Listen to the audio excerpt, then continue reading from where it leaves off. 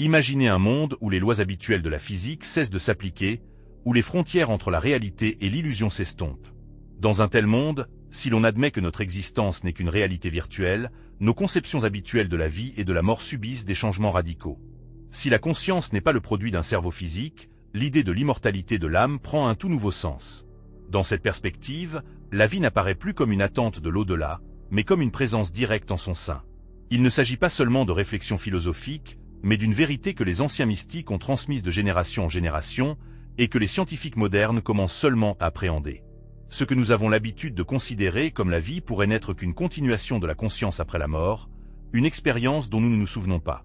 Nous ne nous réveillons pas simplement dans un monde, mais dans une sorte de leçon où les murs qui nous entourent ne sont pas faits de pierre ou de lois, mais de souvenirs. Il est possible que nous ayons déjà été ici auparavant, et le sentiment de déjà-vu, les événements répétitifs et la nostalgie inexplicable ne sont que l'écho de vie passée. Dans ce contexte, la question de savoir ce qui se passe après la mort perd de sa pertinence. Au lieu de cela, une autre question se pose. Où sommes-nous maintenant et quel est le but de notre présence ici?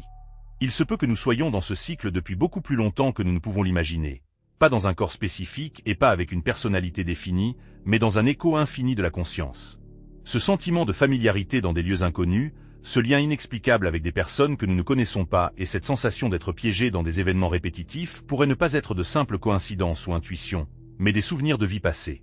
Bien avant l'avènement de la science moderne, les traditions anciennes exploraient déjà ce domaine de la conscience. Dans le bouddhisme tibétain, le bardo est l'état intermédiaire que l'âme traverse après la mort, un reflet de la réalité très semblable à la vie. Les hermétistes affirmaient que la réalité est un miroir qui reflète nos pensées, et que la mort est une porte vers un perfectionnement ultérieur.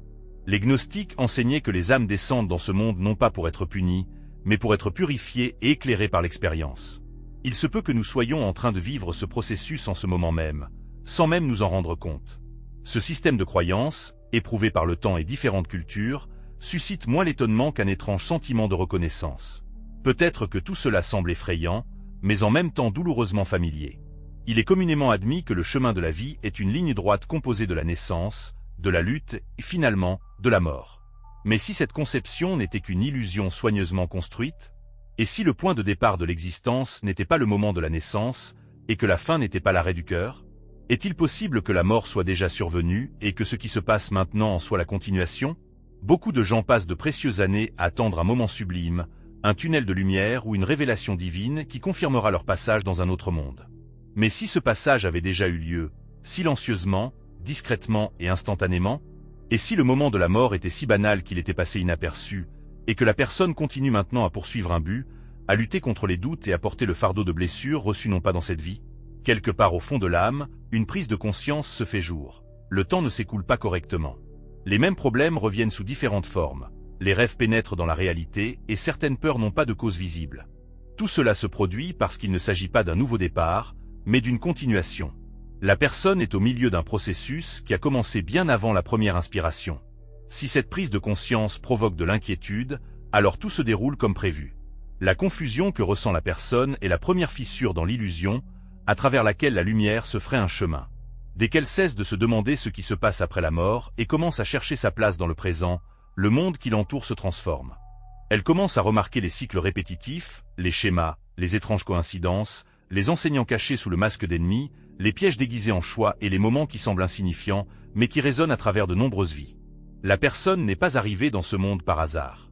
Elle y a été attirée par la gravitation karmique, les leçons inachevées et les énergies qui n'ont pas terminé leur cycle du premier coup.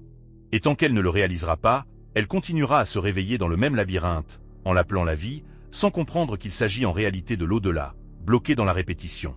Une boucle créée non pas pour punir, mais pour éveiller. La vérité est que personne ne viendra à la rescousse. Il ne faut pas attendre un ange en vêtements blancs, prêt à guider vers les sphères supérieures. La seule issue est à l'intérieur de soi. Par la conscience, la responsabilité, la connaissance et la mémoire. L'au-delà n'est pas un lieu où l'on va après la mort, mais un état dans lequel on se réveille. Et chacun est déjà ici. Tout ce qui nous entoure, perçu comme quelque chose de tangible et d'immuable, est en réalité constitué d'informations. Ce n'est pas la matière, ni la substance, mais bien l'information qui est le fondement de toute existence. Et cela change radicalement notre perception du monde.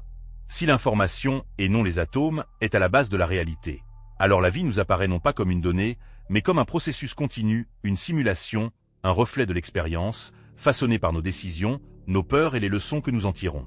Ce concept dépasse de plus en plus le cadre de la science-fiction et trouve sa confirmation dans les travaux de physiciens, de chercheurs en conscience et de théoriciens des systèmes, qui arrivent progressivement aux mêmes conclusions que les mystiques depuis des siècles.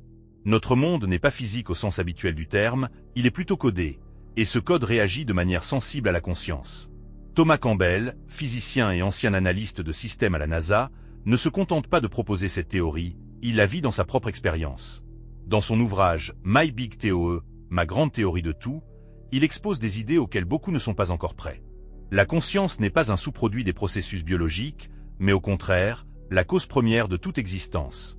Le monde physique, quant à lui, est un environnement virtuel créé pour faciliter le développement de la conscience. Dans ce paradigme, l'être humain n'est pas simplement un corps avec une âme, mais une âme qui vit une expérience humaine. Nous entrons dans un système de réalité où notre corps n'est qu'un moyen de transport temporaire, et la mort n'est qu'une sortie du système. Cependant, cette simulation n'est pas dénuée de sens et n'est pas fortuite. Ce n'est pas un amas chaotique d'événements, mais un terrain d'apprentissage soigneusement organisé. Nous ne venons pas ici pour fuir la réalité, mais pour évoluer.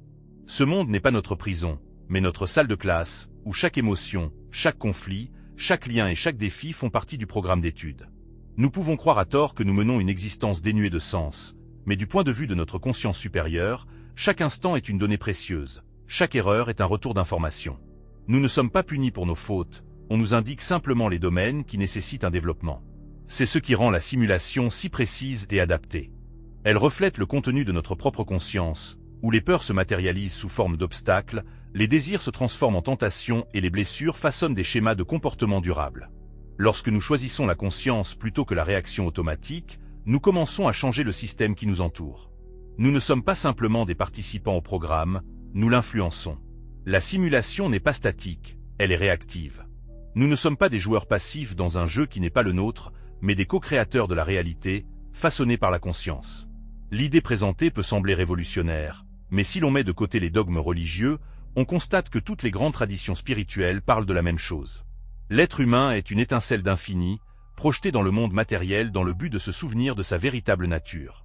La souffrance prend un sens, et l'existence terrestre n'est pas un point final, mais un état de transition, un feu purificateur, situé entre différents niveaux d'existence. Lorsque l'on commence à percevoir la vie non pas comme une succession prédéterminée d'événements, mais comme une simulation d'apprentissage constamment mise à jour, tout son système de coordonnées subit un changement radical. Au lieu de se demander « pourquoi cela m'arrive-t-il ?», on cherche à comprendre « qu'est-ce que cette situation essaie de m'apprendre ?» Dès que les lois de ce monde sont comprises, la conscience commence à façonner la réalité. Les intentions contrôlent l'expérience et la conscience devient une force puissante. L'être humain cesse de jouer le rôle de victime et commence à interagir avec le moment présent. La difficulté de prendre conscience de cette vérité ne réside pas dans sa dissimulation, mais dans son omniprésence. Elle est si évidente qu'il est difficile de la remarquer, comme tenter de voir ses propres yeux sans miroir. L'être humain s'immerge tellement dans la simulation qu'il commence à prendre le programme pour la réalité. Cependant, en prenant un peu de recul, on peut commencer à remarquer le code, les synchronisations, les anomalies, l'apparition des bonnes personnes au bon moment, la répétition des situations de la vie jusqu'à ce que la leçon soit apprise. Tout cela n'est pas une coïncidence fortuite, mais une adaptation du programme, un système de retour d'informations, fonctionnant conformément au plan prévu. L'être humain n'a pas été jeté dans ce monde par hasard. Il est entré dans le système avec une intention précise, en choisissant cette ligne temporelle, ces conditions, ce corps, cette douleur et cette mission. La tâche ne consiste pas à éviter tout cela, mais à le maîtriser. L'épreuve ne consiste pas à savoir si l'on suit bien le scénario, mais à se souvenir que ce n'est qu'un scénario, et à vouloir le réécrire. Parfois, le voile de l'illusion s'amincit, le bruit s'estompe, et quelque chose le traverse en chuchotant « ce n'est pas tout ».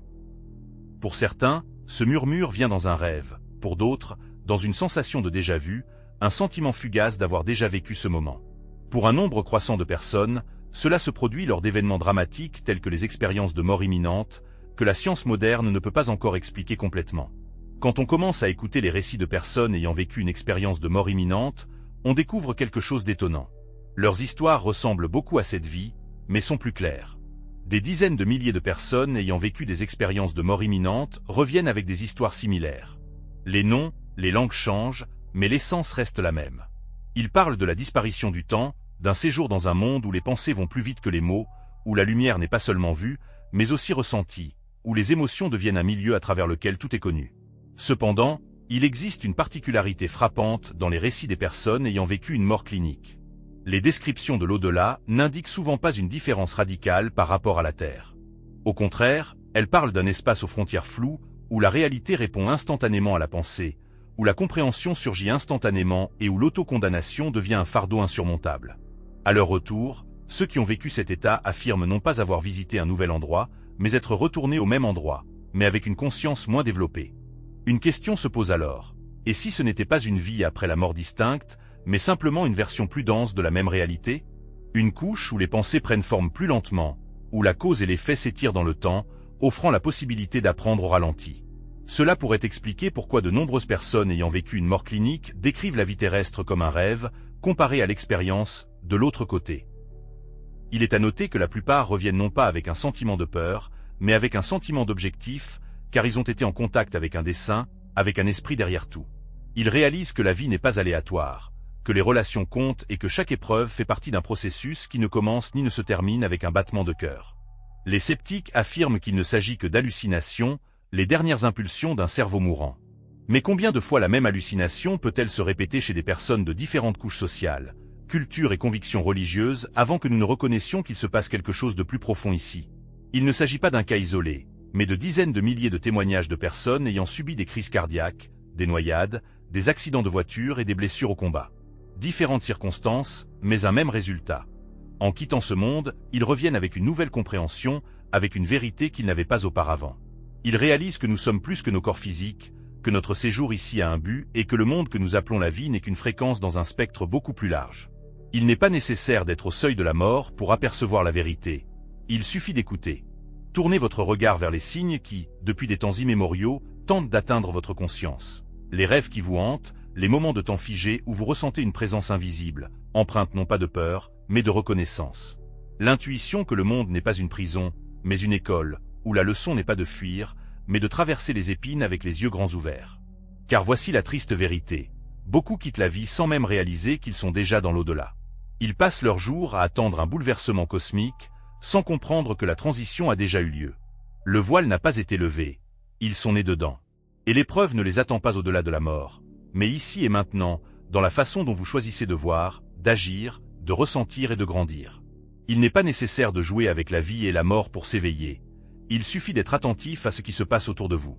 La simulation n'obscurcit pas la vérité, mais au contraire, la révèle encore et encore, jusqu'à ce que vous discerniez enfin les motifs répétitifs, les blessures qui ne guérissent pas, les réactions émotionnelles stéréotypées.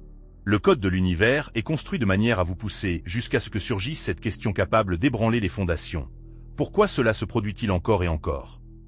Et dès que cette question sera posée avec une intention sincère, les portes commenceront à s'ouvrir. On vous a appris à percevoir le temps comme une ligne droite, où un moment se superpose à un autre, de la naissance à la mort dans un ordre bien établi. Mais dans cette réalité, tout est différent.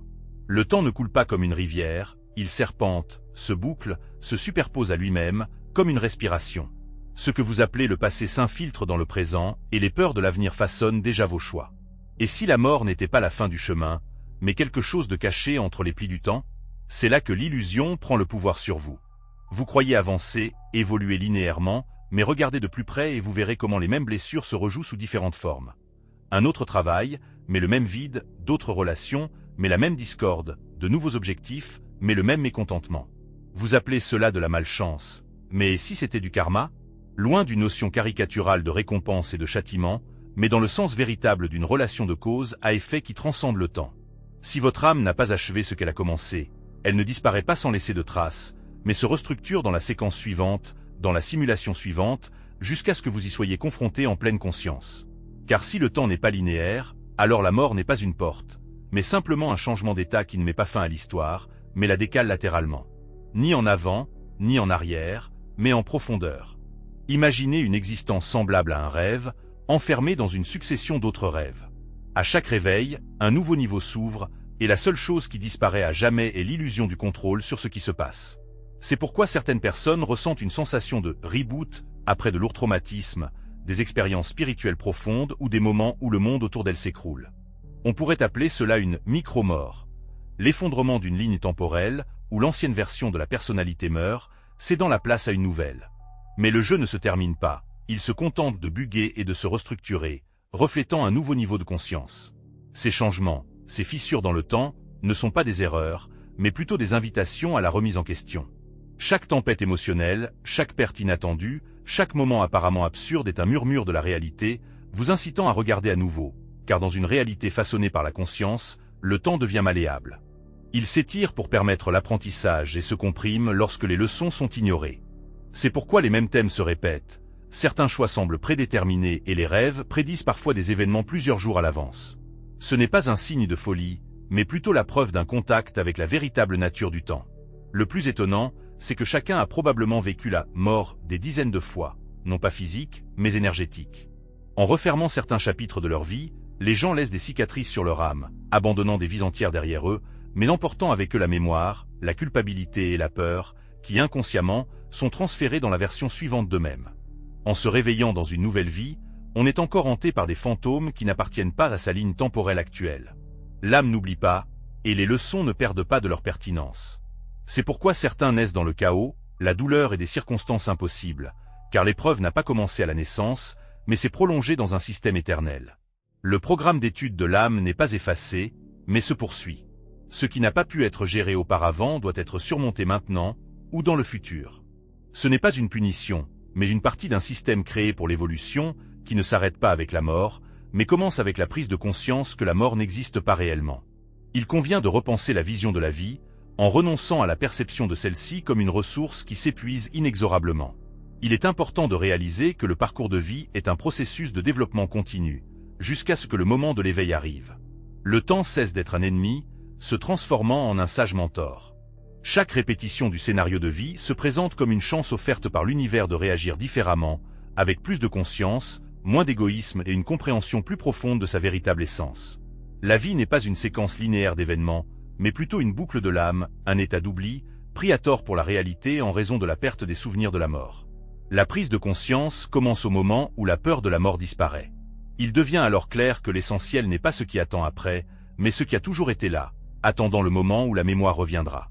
Si l'on admet que la réalité est une simulation, et tout l'indique, alors les créateurs de cette simulation n'avaient pas pour but le divertissement ou l'enfermement, mais la création d'un environnement d'apprentissage, si précis et intelligent que même les doutes sur son authenticité font partie du dessin.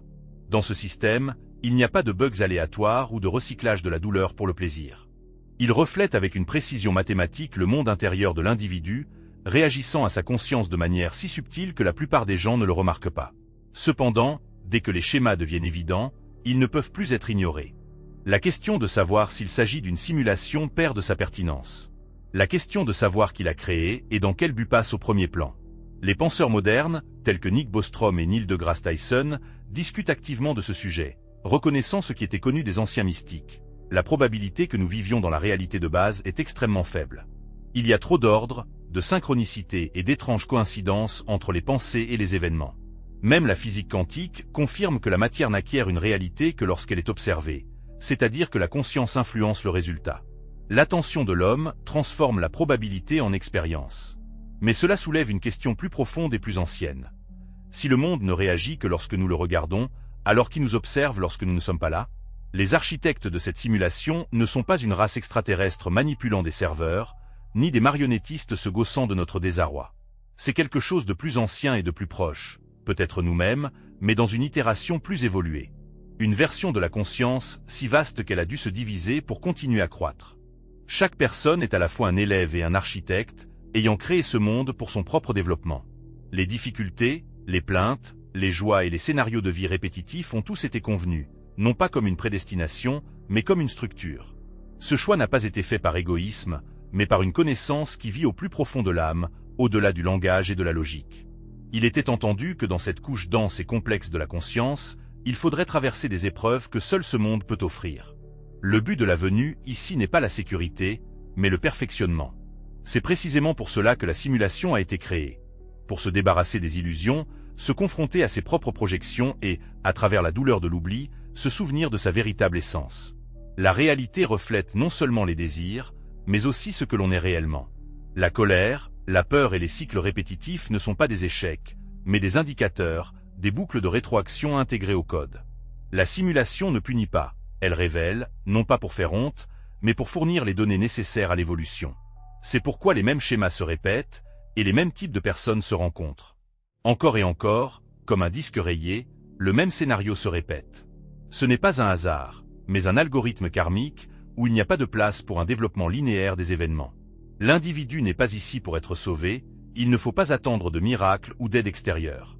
Personne ne lèvera le voile de l'ignorance, car ce n'est pas ainsi que cela fonctionne. Dès que quelqu'un tente d'ouvrir les yeux sur une vérité à laquelle il n'est pas encore prêt, la simulation s'adapte instantanément, étouffant la vérité sous un flot d'informations, détournant l'attention vers des choses insignifiantes. Le voile se resserre et l'individu replonge dans le sommeil, car l'éveil n'est pas un hasard, mais un processus mérité, soigneusement conçu par les architectes de cette réalité. Cependant, ils n'ont pas abandonné l'individu à son sort, laissant des marqueurs et des indices dans les textes anciens, des allusions dans les rêves et des enseignants cachés sous le masque de la banalité. Les moments que l'individu rejetait comme des coïncidences étaient en réalité des invitations à l'éveil. Ceux qui percent le voile ne piratent pas le code, ils s'alignent sur lui, prenant conscience de la vie dans laquelle ils erraient autrefois en dormant. C'est alors que la simulation commence à changer, et l'individu remarque comment le monde autour de lui s'adapte à lui, non pas parce qu'il a trompé le système, mais parce qu'il a compris. Les architectes de cette réalité ne sont ni des dieux, ni des geôliers, ni des tyrans lointains observant d'en haut. Ils sont des parties de l'individu lui-même, attendant d'être rappelés. Lorsque l'individu cessera de blâmer le monde et commencera à le décrypter, il les rencontrera non pas dans un royaume céleste, mais ici et maintenant, dans le silence entre les pensées, dans l'espace derrière les yeux, au moment où il cessera de fuir et décidera enfin de voir. L'individu continue de penser que sa vie est fortuite, que les événements s'abattent sur lui comme des débris pendant une tempête, de manière chaotique et imprévue. Mais que se passerait-il si chaque instant était soigneusement organisé? Chaque décision, chaque obstacle, chaque personne qu'il rencontre, tout cela fait partie de quelque chose de plus grand et de plus intelligent qu'un simple hasard. Si c'est une vie après la mort et que l'individu vit dans une simulation karmique, alors le hasard n'existe pas. Ce qui ressemble à du chaos vu d'en bas est de l'ordre vu d'en haut. L'individu n'est pas puni, il est testé. Pas au sens scolaire, avec des réponses correctes et des étoiles dorées, mais testé d'une manière que seule son âme pourrait reconnaître. Testé par la répétition, par le retard, par le silence, des choses qu'il continue d'éviter, mais qui constituent le programme d'étude. Les personnes qui le blessent sont une leçon. Les boucles dont il ne peut s'échapper sont un minuteur de l'âme, lui disant que la leçon n'est pas encore apprise. Rien ne change tant que l'individu ne change pas lui-même. Ce n'est pas une métaphore, mais une loi de la conscience, une loi karmique où la cause et l'effet résonnent au-delà d'une seule vie et se transmettent à la suivante. La routine épuisante et la monotonie de l'existence semblent aspirer toute l'énergie, mais la véritable cause de cette fatigue ne réside pas dans la quantité excessive de travail, mais dans la résistance obstinée au changement. L'individu repousse sans cesse les mêmes leçons, présentées sous différentes formes, essayant de fuir le dialogue intérieur qui le rattrape même dans les environnements les plus bruyants. La même peur, le même vide oppressant et la même douleur dans la poitrine, comme s'il manquait quelque chose de vital, le hante. Mais ce n'est pas un échec, c'est un retour d'information précieux, une sorte de simulation qui tient un miroir devant l'âme et dit « Nous sommes là, quand tu seras prêt ». L'essentiel est que l'individu n'est pas destiné à vivre cette réalité de manière insensible. Il doit s'éveiller, commencer à voir le code caché, comprendre que chaque déception est une porte vers le nouveau, et chaque cœur brisé contient un mode d'emploi. Pourtant, la plupart des gens perçoivent la douleur comme une offense personnelle, blâmant le monde, les autres ou eux-mêmes, manquant une vérité simple. La vie est un système de rétroaction savamment conçu par l'âme, qui lui parle constamment. Les relations ne sont pas une coïncidence, mais un réglage fin. L'enfance, aussi difficile soit-elle, a jeté des bases solides. Les choix quotidiens ne sont pas de simples préférences, mais des épreuves spirituelles, et la réaction à ces choix ouvre le niveau suivant ou ramène à la même boucle. Le paradoxe est que personne n'explique cela. Le système se fiche de la vitesse de la prise de conscience, il ne se précipite pas et ne fixe pas de délai, seulement des schémas qui se répéteront jusqu'à ce qu'un autre choix soit fait, pas parfait, mais conscient. L'homme aspire à la paix, mais elle ne vient qu'après un alignement, qui, à son tour, n'est possible que par l'honnêteté, la véritable honnêteté, lorsqu'il s'avoue qu'il a vécu dans un rêve, que ses réactions sont programmées, qu'il a joué le rôle de victime dans sa propre histoire, considérant la vie comme injuste, alors qu'elle est simplement précise. L'homme n'a pas été jeté dans cette simulation, il y est entré volontairement, en cliquant sur le bouton « Accepter », et traverse maintenant une séquence précise d'épreuves que son âme savait nécessaires à son développement. Il est temps d'arrêter cette course sans fin. Il faut cesser d'émousser l'acuité des sens et de nier la signification de ce qui se passe. Il ne faut pas se tromper en pensant que chaque jour vécu n'est qu'un épisode insignifiant dans une série d'événements dénués de sens. Chaque pensée qui surgit dans la conscience laisse son empreinte dans l'univers. Chaque choix effectué envoie une impulsion non pas à une divinité abstraite, mais directement au système qui façonne l'avenir de l'homme, cette version de lui-même qui cherche à l'arracher au cercle vicieux et à le conduire à la conscience. Cette meilleure version de la personnalité attend patiemment son heure, mais elle n'a pas la toute-puissance nécessaire pour sortir l'homme de son bourbier par la force. Elle ne peut que donner des signaux, qui se font sentir au plus profond de l'âme, se manifestent dans les rêves et dans la tension du corps, lorsque l'homme trahit sa véritable essence. Il n'y a pas de moments aléatoires ou de jours dénués de sens dans la vie. Les épreuves ne sont pas envoyées parce que l'homme a échoué, mais parce qu'il est prêt à les surmonter. La version de l'homme qui lit ces lignes en ce moment commence à percer le voile de l'agitation quotidienne, détruisant les schémas habituels. Et le point de départ de cette transformation devient un simple choix. Cesser de se demander ce qui ne va pas dans sa vie et commencer à se demander ce qu'elle essaie de lui montrer. L'homme a désespérément essayé de changer le monde qui l'entoure, sans se rendre compte que ce monde n'a toujours été qu'un reflet de son état intérieur. Un travail qui aspire l'énergie, des relations qui sèment le chaos dans les pensées, une soif insatiable de plus. Tous ces facteurs ne sont pas des problèmes en soi, ce sont des miroirs qui reflètent ce qui n'est pas résolu à l'intérieur de l'homme. La réalité n'indique pas les défauts du monde extérieur, elle ne fait que montrer les conflits internes non résolus. Et au moment où l'homme cessera de blâmer la simulation pour ses souffrances et commencera à la percevoir comme une rétroaction de sa propre conscience, les règles du jeu changeront. Cette simulation réagit non seulement aux actions, mais aussi à l'état d'être, aux convictions, aux émotions et aux pensées, qui résonnent en écho dans le silence. C'est cela qui est la véritable contribution, qui définit la réalité environnante. L'homme ne se contente pas de vivre un scénario écrit à l'avance, il l'écrit image par image avec sa conscience. Il pensait à tort que la vie était ce qui lui arrivait, mais en réalité, elle s'est toujours produite à travers lui. Dans ce monde, chaque homme est confronté à un reflet de ses propres modèles de comportement, qui se manifestent à travers les personnages qui l'entourent. Les retards et les obstacles qui surgissent sur le chemin de la vie signalent une résistance intérieure au changement. Et inversement, les opportunités ne s'ouvrent que lorsque l'harmonie est atteinte entre l'état intérieur et le monde extérieur. L'univers n'est pas un mécanisme sans âme, mais plutôt un miroir sensible, reflétant les coins les plus secrets de l'âme, ces aspects que l'homme essaie parfois de cacher même à lui-même. C'est là que réside la principale difficulté. La plupart des gens évitent de regarder dans ce miroir, préférant se distraire avec des stimuli externes, blâmer les autres pour leurs échecs ou étouffer leurs sentiments. Car regarder dans le miroir, c'est assumer l'entière responsabilité de sa vie. Cela signifie reconnaître que le destin n'est pas un enchevêtrement aléatoire de joie et d'épreuves, mais une conséquence directe de sa propre conscience, qui se répétera jusqu'à ce que l'homme prenne conscience de ce lien. Au début, cette prise de conscience peut faire peur, mais en fin de compte, elle apporte la libération. Dès qu'une personne prend conscience de cette interconnexion, elle a la capacité de modifier son reflet dans le miroir. Il n'est pas nécessaire de contrôler le monde extérieur. L'essentiel est de comprendre son propre monde intérieur. L'état émotionnel d'un individu est une sorte d'interface qui façonne sa perception de la réalité.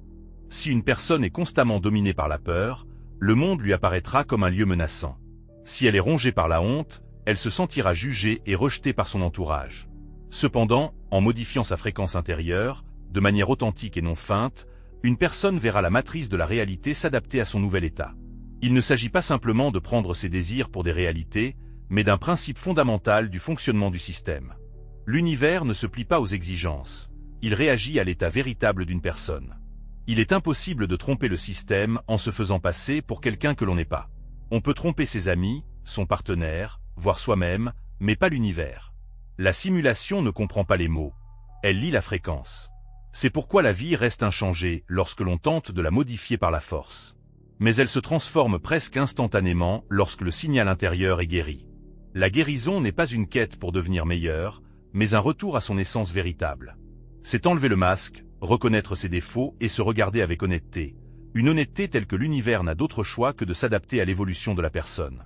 C'est ainsi que les gens changent le cours de leur vie, non pas par des efforts épuisants ou des affirmations incessantes, mais en atteignant l'harmonie intérieure, en prenant des décisions qui correspondent à leur essence véritable, et non à des idées préconçues sur eux-mêmes. Chaque fois qu'une personne reste fidèle à ses convictions, même dans les situations les plus insignifiantes, cela engendre une chaîne de changements dans la réalité environnante, comme des ondulations à la surface de l'eau, qui réorientent son chemin de vie. Elle rencontre de nouvelles personnes, attire des circonstances différentes et accède à un autre niveau de réalité, qui a toujours été prêt à se révéler, mais qui restait invisible tant que le travail intérieur sur soi n'avait pas été effectué. C'est ce que les mystiques de tous les temps et de toutes les cultures ont inlassablement affirmé. Le royaume des cieux est en chacun de nous, la réalité est de nature mentale, et le monde extérieur est le reflet de notre état intérieur.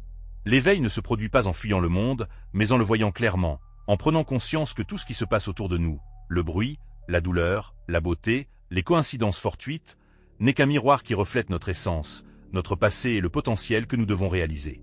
Le système dans lequel nous existons nous soumet à des épreuves, non pas pour nous briser, mais pour révéler notre potentiel intérieur. Dès qu'une personne en prend conscience, elle cesse de réagir aveuglément aux stimuli extérieurs et commence à agir consciemment, cesse d'imposer sa volonté à la vie et commence à interagir harmonieusement avec elle. Elle apprend à écouter, à s'adapter, en se guidant non pas par la peur, mais par une compréhension claire de ce qui se passe. Elle sait désormais que le moyen le plus efficace de changer la réalité environnante n'est pas de crier sur le miroir, mais de changer l'expression de son propre visage. On en parle depuis des temps immémoriaux, on le chuchote dans les temples, on le grave sur les pierres, on le cache à la vue de tous, dans de vieux livres que la plupart des gens n'ont jamais pris la peine de lire attentivement. Les hermétistes, les auteurs des Védas, les gnostiques, les représentants d'anciennes civilisations qui vivaient en harmonie avec le silence et la source de tout ce qui existe, ont laissé leur message à ceux qui sont prêts à les écouter. Non pas des mythes et des métaphores, mais de véritables cartes. Des cartes de la conscience, des cartes du cosmos, des cartes de l'éveil du sommeil que la plupart prennent à tort pour la vie. Et plus on s'immerge dans ces connaissances, plus la vérité devient claire. Nous ne devons pas errer aveuglément dans cette simulation, nous devons nous souvenir. Ce qui est en haut est comme ce qui est en bas. Cette phrase vous a peut-être déjà été dite, mais son sens véritable vous a peut-être échappé. Il ne s'agit pas d'une simple expression poétique, mais d'un principe fondamental de la philosophie hermétique. Ce qui existe dans le macrocosme se reflète également dans le microcosme. L'univers n'est pas quelque chose d'extérieur à nous, il est reflété à l'intérieur de nous. Pour saisir la vérité, il n'est pas nécessaire de se rendre dans des dimensions lointaines. Il suffit de plonger dans les profondeurs de sa propre conscience. Les lois qui régissent les étoiles majestueuses dans l'espace infini sont inextricablement liées aux processus qui se déroulent dans l'esprit humain.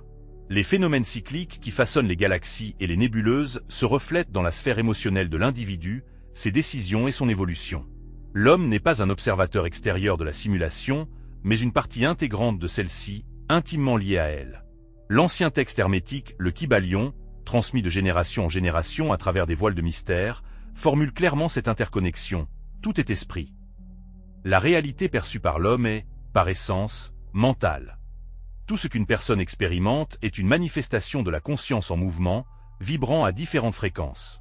À mesure que le niveau de conscience augmente, la personne modifie ses vibrations, ce qui entraîne une restructuration du monde environnant en fonction des nouvelles fréquences.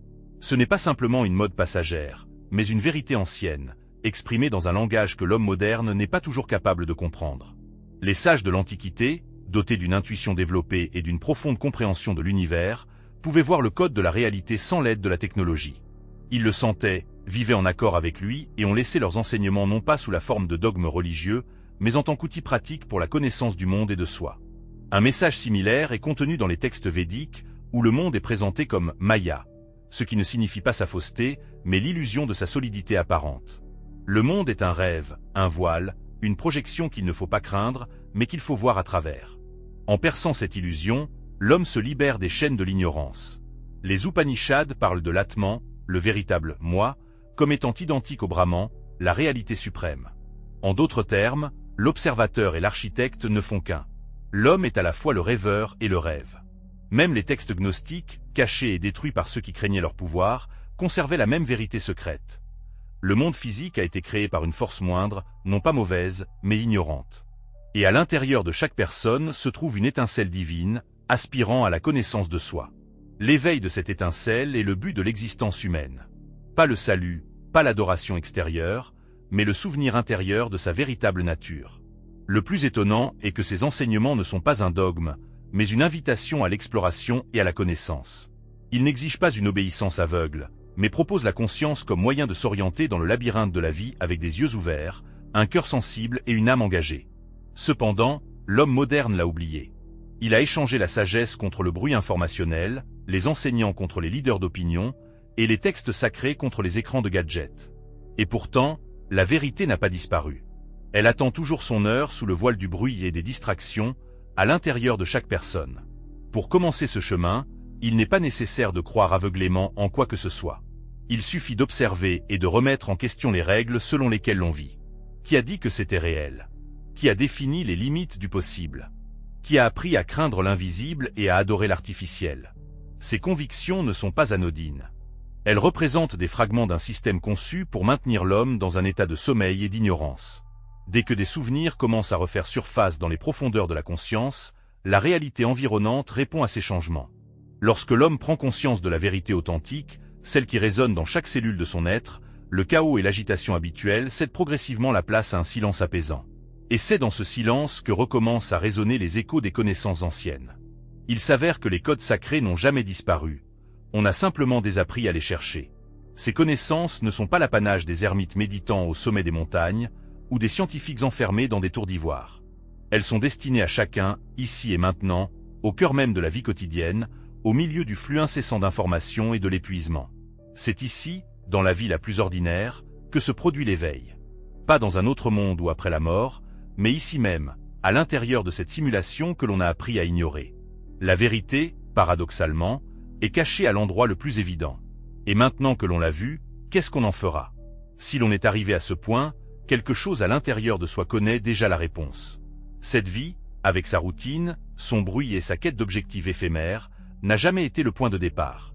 Ce n'est qu'une continuation, une superposition, un monde enveloppé de rétroactions et de symboles, se répétant jusqu'à ce que l'on se pose la seule question qui compte: que suis-je vraiment en train de faire ici?